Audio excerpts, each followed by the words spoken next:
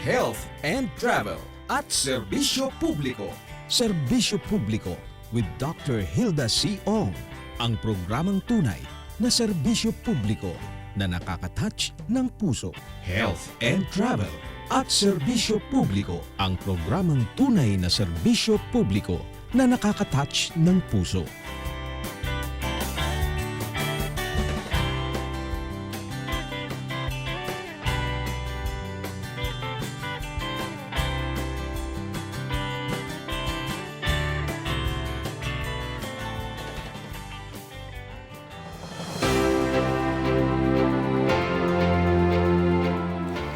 Noong July 10 and 11, ang National Academy of Science and Technology Philippines ay nag-celebrate ng 41st Annual Scientific Meeting. Ito po ay ginanap po sa EDSA Shangri-La at ang tema ay Caring for the Country's Caring Capacity.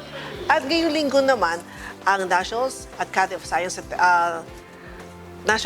of Science and Technology ay meron din pong selebrasyon. Ito po ay sa ating mga NSTW awardees. Ibig sabihin po ay sila po ang National Science and Technology Week itong linggo mula July 17 hanggang 21 at nabigyan ng parangal ang ating mga dating OYS dahil po patuloy po sila nagbibigay po ng mga kanilang research paper at ang mga pag-aaral na ito ay maigagamit po natin in the near future. So, ang makakasama ko po ngayon ay si Dr. Mary Donnabelle Balela.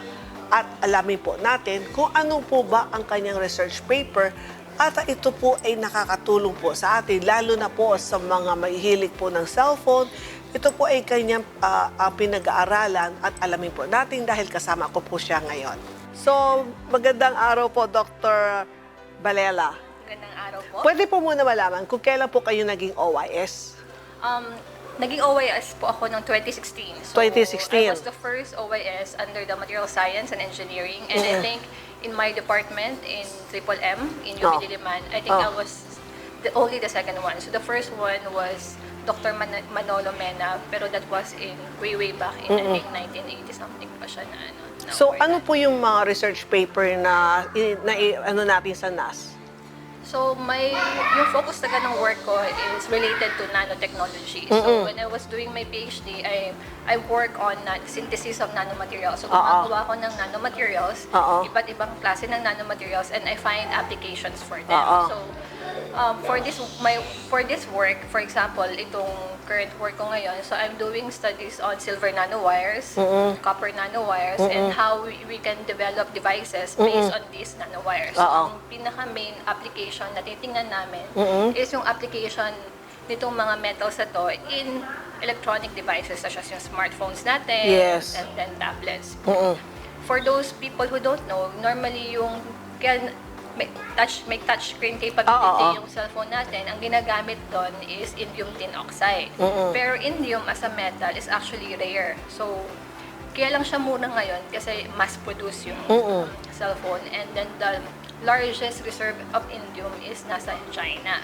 So, maraming scientists yung nag-aaral ng iba't ibang materials to replace this indium because eventually it will run out. So, one of those materials is yung silver nanowires kasi although metal siya, precious metal, pero mas mura pa rin siya sa indium eventually, and then it is highly conductive, the same as So, indium. nabanggit mo kanina, di ba, ang cellphone natin, yung kumbaga yung mayroong touch screen, tapos sinaswipe.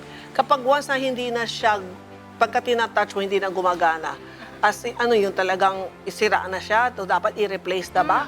So kapag hindi, ang principle kasi ng touchscreen is actually dalawa yung pinaka-basic niya, either resistive or capacitive. So yung pinakamadaling intindihan is resistive type. So pwede mong isipin na yung touchscreen is parang meron kang dalawang conductive electrode. So kapag tinouch mo, nagka-conduct siya ng electricity. So tapos yung difference na yon sa resistance or conductivity, pwede mo siyang i-translate into location. Kaya nagkakaroon ng touch capability. So, kapag nasira yon, hindi gumagana, pwedeng may sira na yung electrodes, yung transparent conducting electrodes na nasa cellphone natin. So, kaya kailangan na siyang palitan. Kailangan palitan, kumbaga hindi na siya advisable na ipa-repair. Kasi ngayon, ang cellphone ngayon, lalo na Android, ang mumura na. Kasi pag nagpapalit ka kasi ng ng touchscreen, normally pwede mong palitan pwede ka nang bumili ng buo kasi. Pero mas mura na rin kasi yung mga ngayon, yung mga cellphones. Oo. So mas marami na rin brands na cheaper.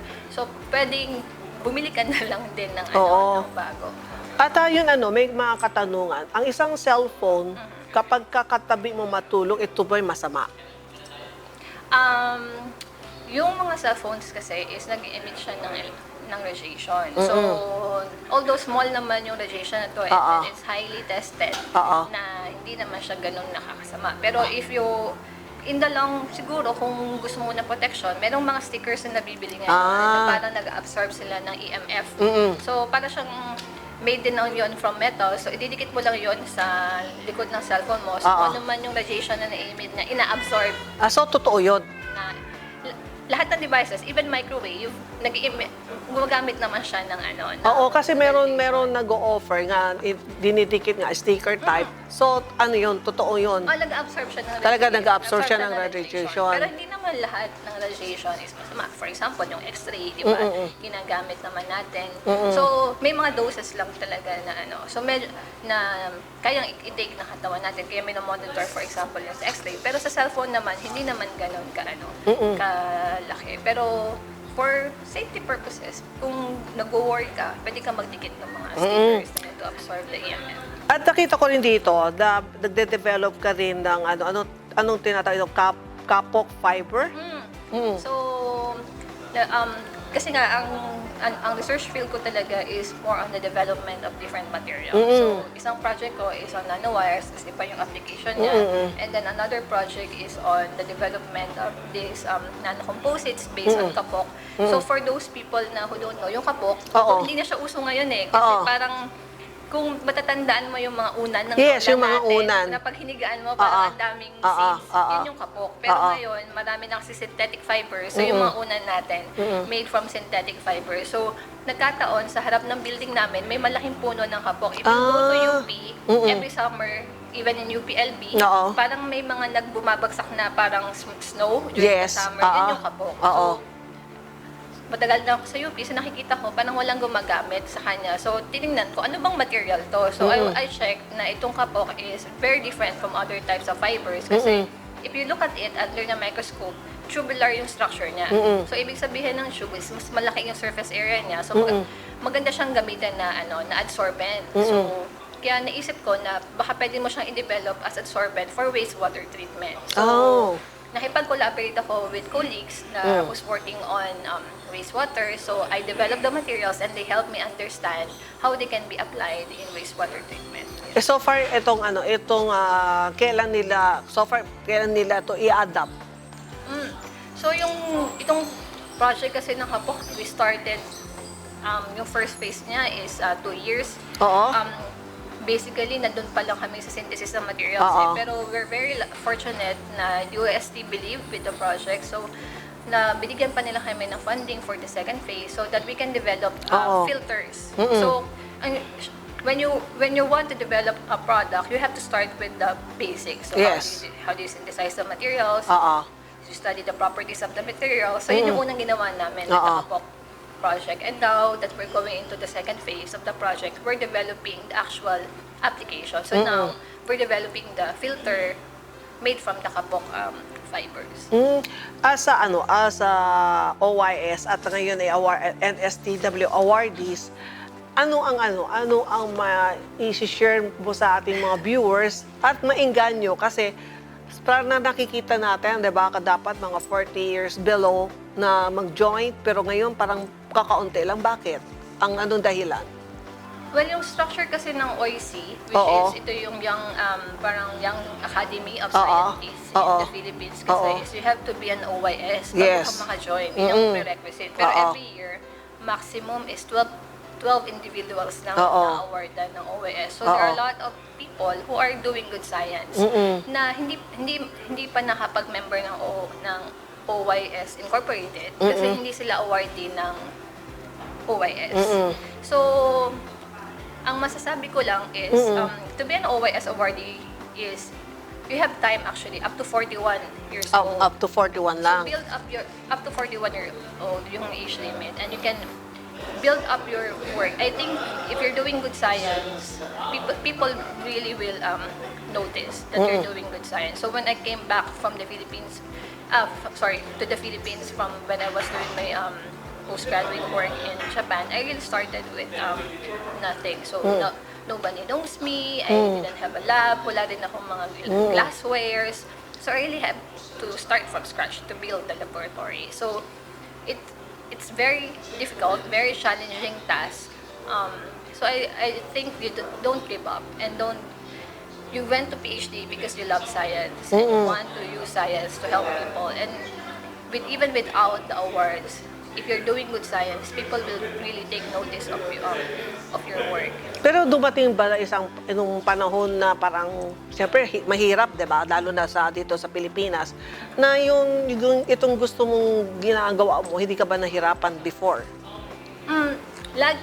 Well, even up to now, mahirap. Mahirap pa rin. Kasi you're always, you're not really doing the same thing. So, I don't get stuck in only one project. I do a lot of things. But, I guess, yung realization na ito is, I think it came to you when you're a bit older. So when you're really doing something you love, and then you really believe that that will help people, and then I guess kahit gano'n siya kahirap, you'll stick with it.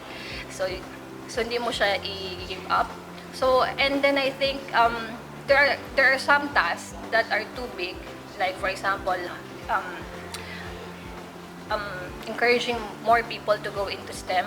Hindi naman ikaw yung kailangan na yung pumunta sa finish line. So, I believe na pwede yung race na yon, wherein eventually yung Philippines will be one of those country na who's spending a lot of money on research and development. Pwedeng hindi mo maabot, pero I believe para siyang race na yung may baton. So, pwedeng ikaw yung nasa iyo yung first stage ng baton, and then you can pass the baton to someone else, to the younger generation. So, like every year, I'm doing the science outreach program. So, where we visit public schools in the Philippines, elementary and high school, and then we promote science and technology to the kids. So, normally we don't go to the science school kasi nasa privilege na sila. They have a lot of good science teachers.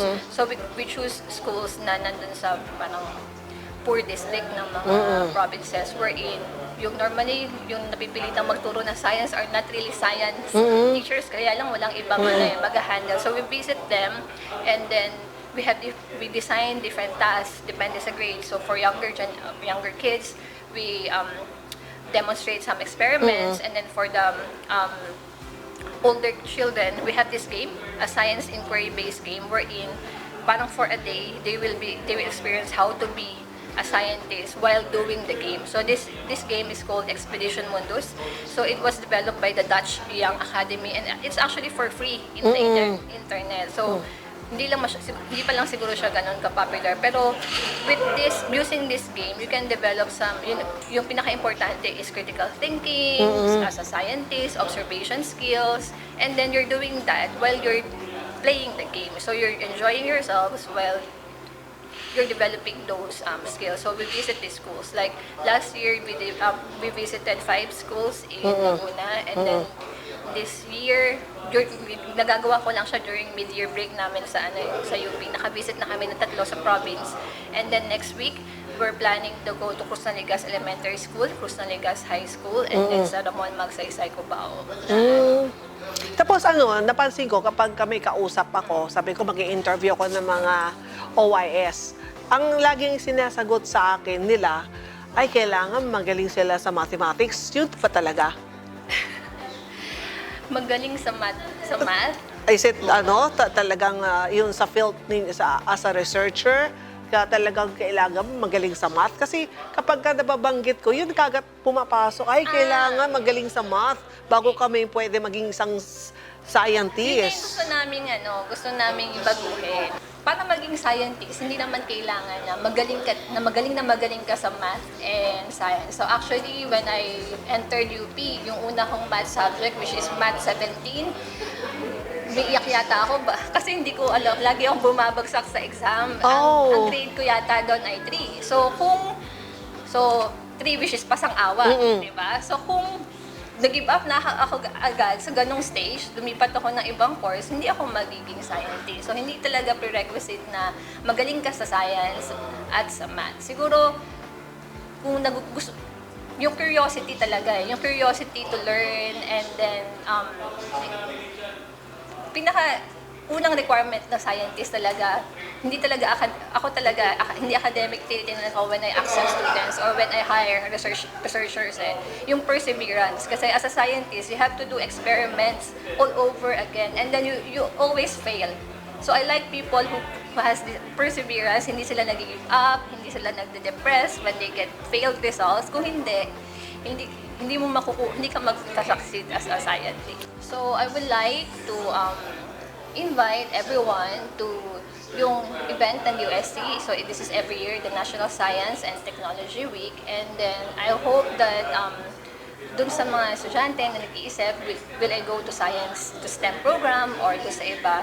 So hopefully, you go to the STEM program kasi there's a lot of opportunities for you to learn. And then ako talaga, ang laki talaga ng utang na loob ko sa science. Kasi I think kung hindi ito yung course ko, hindi ako mabibigyan ng mga opportunities like to get scholarships, to study abroad, to attend conferences abroad, which is ang daming opportunities when you go into science. So I hope go into STEM na kayo.